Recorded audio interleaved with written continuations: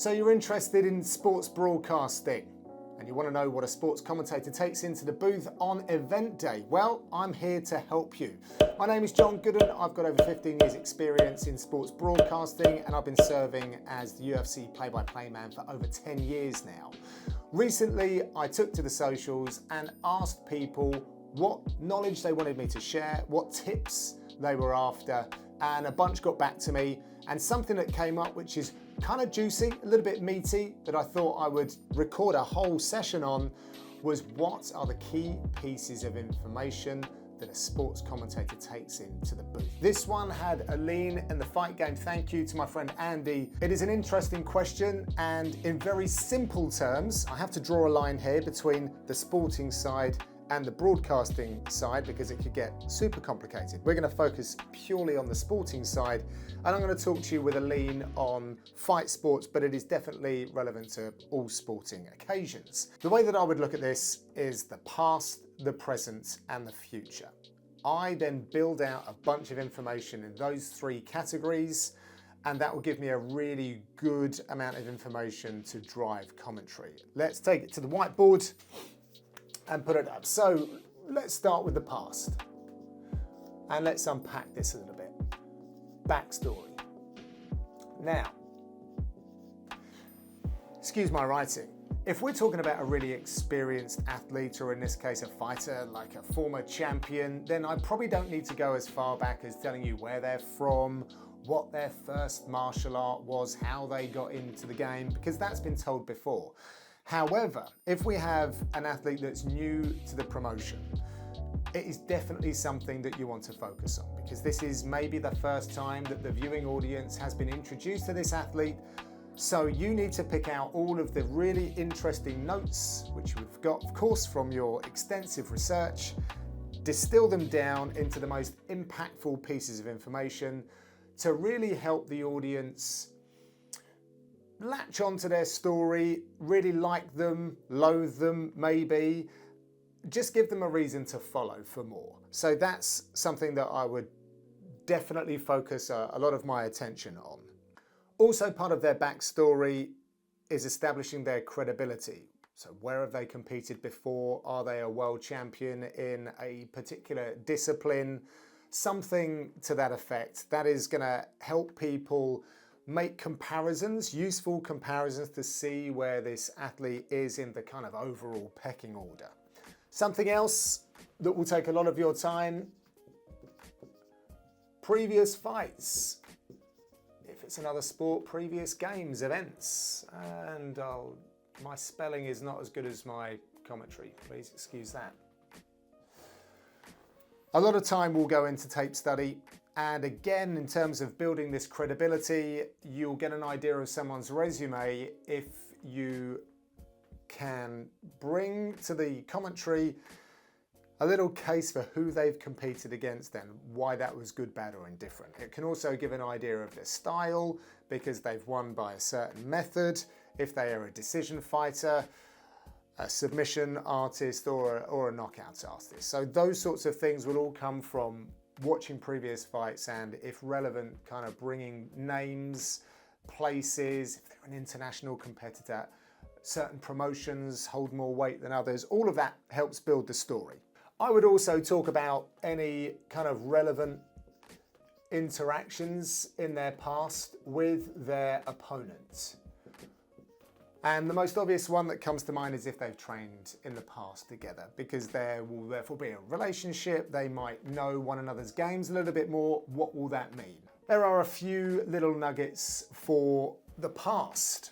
All right, present. What's different this time?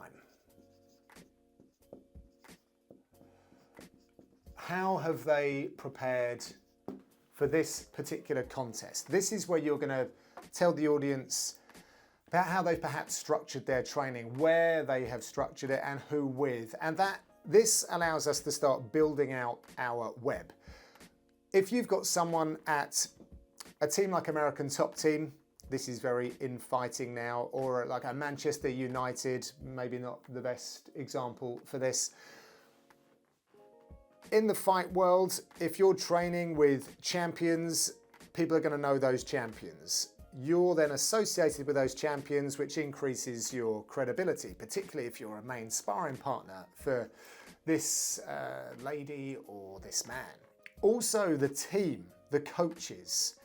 If you are now under the tutelage of a certain coach who has raised a champion, then people are going to take a closer look at you. So we build out this little web of a network to try and establish the credibility, to help tell the story so that you can get a more rounded picture of where this athlete is with regards their sporting accolades and then their personal life as well. In the last event that I was commentating for at London's O2, Sean Brady was in the main event. What was different about his life is he was a new dad, and that was very relevant information. He literally took the call to come to London and compete on a shortened notice fight camp. I think it was like 4 or 5 weeks out.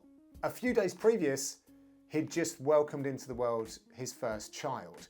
So that is a really big part of the story, and it's something that I led with, and that comes under what is presently going on in the athlete's life. Something else, consider, what does it mean?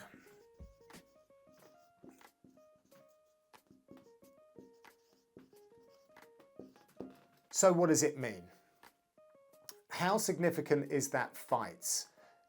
Are they a debut fighter? What does that mean? What are the kind of emotions? This is all the unknown. Is it a title eliminator? What's on the line there? If they lose, they go back down the line 2-3 places. If they win, they get a shot at the gold. When might they get a shot at the gold? Who is that shot at the gold against? What is the style? What do they need to show? Who else is in competition for that shot at the gold?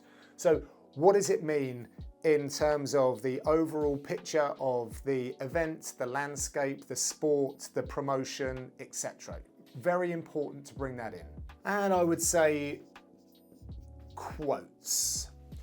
Of course, you would have done extensive research by this point, perhaps had personal interactions with the athletes, their team, and or researched online, or maybe back in the day through a paper, and you would have seen certain quotes. It's important to let people know where you got those quotes from if you didn't obtain them personally, and I would definitely bring those in to commentary, just to give the athlete their own voice. You are essentially the conduit most of the time, but particularly in this point.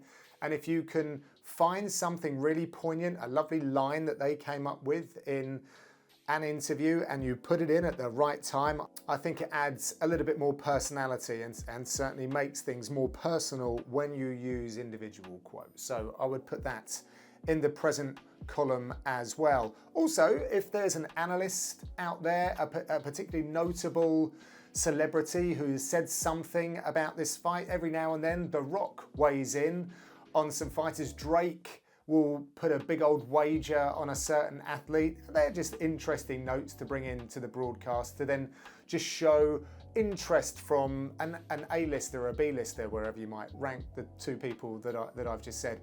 Again, establishing sort of credibility of the brand and that particular athlete. There are more eyes on them, and look, Drake is interested as well. So that's something that I would bring in. Future.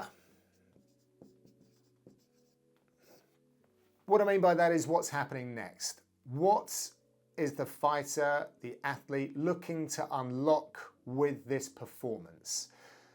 Going back to what I was saying about stuff in the present, are they looking for a title shot with a particular performance? Are they looking to get a new contract with this performance? Are they simply looking to get a bunch of cash so that they can go buy a jet ski, or they are getting married in the next couple of months, so they need to fund a really nice wedding or a vacation holiday, etc., etc. A very obvious one that we're faced with in the UFC is that they are looking to fight a particular individual. So this is where you would consider teasing that. Often I like to leave it to the athlete to say the particular name, but if they want you to do it, or if you can tease it, then again, I think that's relevant for the commentary. All of this, I would say, keep it simple, keep it interesting. And we do so with anecdotes and storytelling. When you address any of that stuff, you have to keep it simple. It's got to be interesting. Use anecdotes and storytelling methods in order to achieve those notes.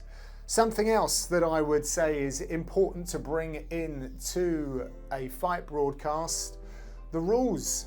You need to know the rules. You need to know how the judges are scoring the bouts.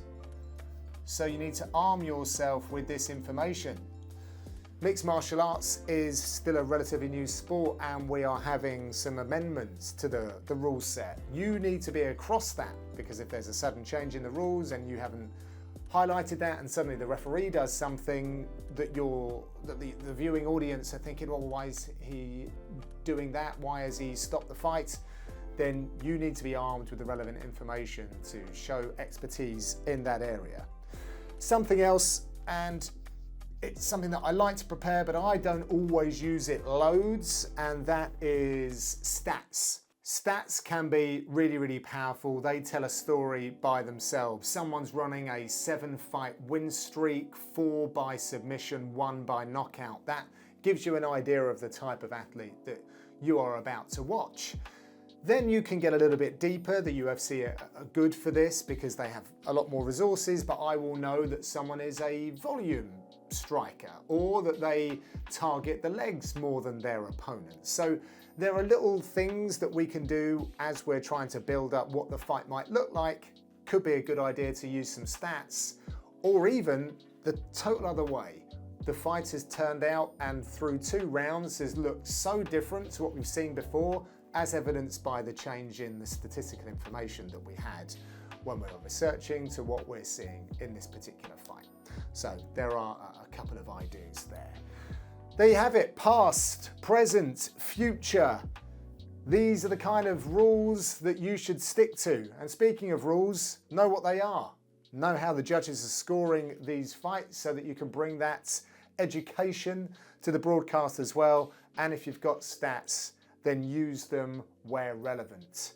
I hope you enjoyed this little workshop. I've got more of this kind of stuff to come. In the comments, let me know what you would like me to break down for sports commentary, broadcasting, presenting, anything that you associate with that broadcasting world.